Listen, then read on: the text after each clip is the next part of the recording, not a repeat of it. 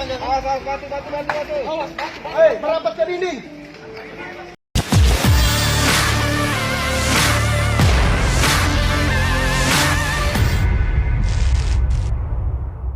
Sejumlah narapidana mengamuk dan menguasai lapas serta membakar sebagian bangunan lapas kelas 3 Parigi Motong, Sulawesi Tengah pada Kamis 7 Oktober 2021 malam.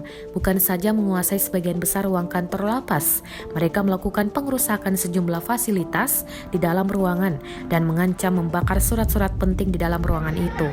Para narapidana melakukan perlawanan dengan melempari batu dan beberapa botol kaca ke arah para petugas lapas Parigi yang mencoba menenangkan narapidana di ruang tengah gerbang utama menuju ruang tahanan. Dia pun berjanji akan segera menindaklanjuti permintaan narapidana jika menyampaikannya secara baik-baik. Namun sayang, upaya pendekatan persuasif yang dilakukan tidak membuahkan hasil. Warga binaan terus saja melakukan tindakan anarkis.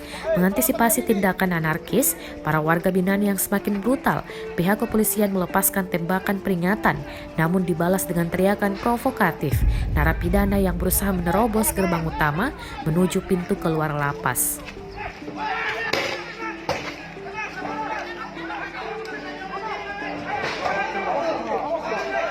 Batu.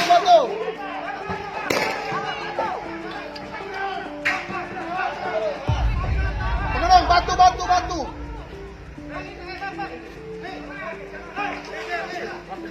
Stop.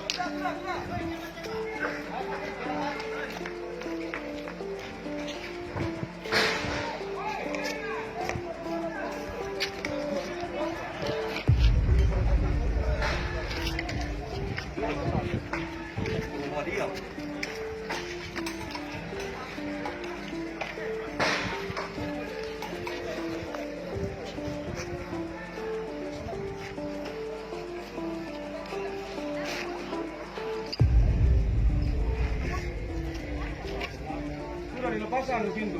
Orang boleh pakai kaca. Saya tak terpahat di situ. Oh. Kaca. Wah, Mas aku kan lempar lah. Oh, pak batu. Ke dinding.